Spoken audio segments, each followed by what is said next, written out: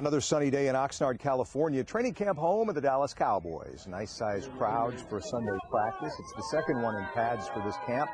A special training camp edition tonight of Sports Sunday. I'm Mike Doocy back in Oxnard. 3 straight 8-8 seasons for these Cowboys, and there's nobody whose talent is being wasted more than that of tight end Jason Witten. Yes, he has all the numbers to be a Hall of Famer, but might his career still end up being incomplete? I'll talk with Witten about that in our conversation coming up in a moment. Also tonight we hear from the Morning Musers, from the Ticket, the hot topics of camp. We'll discuss those with the boys, and might the fake Jerry make an appearance? We'll see about that coming up here in a few minutes. First, though, the one and only practice of this day. Second time in 2 days the team wore pads for practice. Got after it a little bit. Coach Jason Garrett saying all the right things about intensity and drive, trying to convince us that the pieces are in place to get over the hump. But these players know talk is cheap. I'm ready, and I'm sure, a bunch of guys, on defense is, everybody's playing with a chip on their shoulder. Even our coaches to Marinelli, and, he's training us and teaching us that, nobody's going to give us nothing. We got to go out there and get it. What do you think you've accomplished in these last 2 days? Just my effort and my intensity.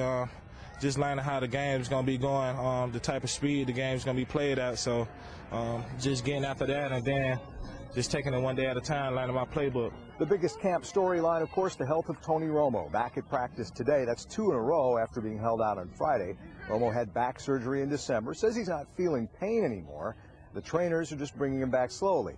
At age 34, Romo's convinced he still has a long career ahead of him. I'm sure one day, when I'm 45, body will tell me I'm done playing. Over the course of the next 4 or 5 years, you'll see the best version of me that I've had throughout my career, and that's for a lot of different reasons. But I really believe that, and I think that'll show. Romo's favorite target has long been tight end Jason Witten. Witten now the all-time leader in receptions for the Dallas Cowboys. Entering his 12th year, he's the one guy in this roster who I think undeniably will be a Hall of Famer once his career is through. But Witten knows that individual numbers alone do not a career make. It's possible that his career could end up coming short in one very important area. I talked recently with the 7-time Pro Bowler, Jason Witten.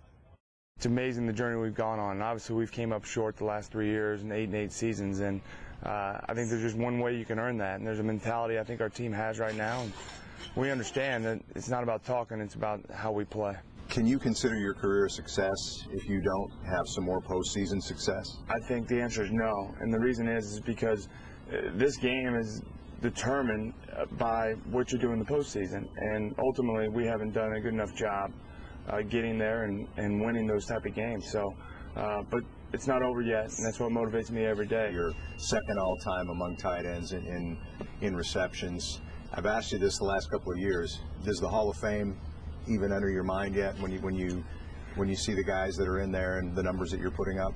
Yeah, I mean it's hard to really think about that. I mean, and I'm cautious to say that because I have so much respect for the Hall of Fame, and really the first time I even crossed my mind was last year when we went and visited there before the preseason game. I saw my jersey in there for the most catches in a season, and it kind of entered my mind of, man, this is cool to have your jersey here, but how awesome would it be to be a member of the Hall of Fame? And I got a lot of work to do, and really I can't think about that. You are 32, right? Yes, sir. How much longer do you want to play? I don't know. I feel great. I've been healthy, and I love playing football. But I know that I want to play at a high standard, and I know the expectation of me to play at a high level. And when you can't do that anymore, it's time to get out. But I think we have some unfinished business here, and we all know that, and nobody thinks about that more than I do. And so I'm excited about this season. I love playing, so hopefully there's some good years left. Romo held court the other day, and I'm listening to him going, this guy's going to do TV when he's done. He's like Aikman was. He's sort of generic now in his comments and stuff, but it's in there, and he observes the game well, and he likes the medium and everything.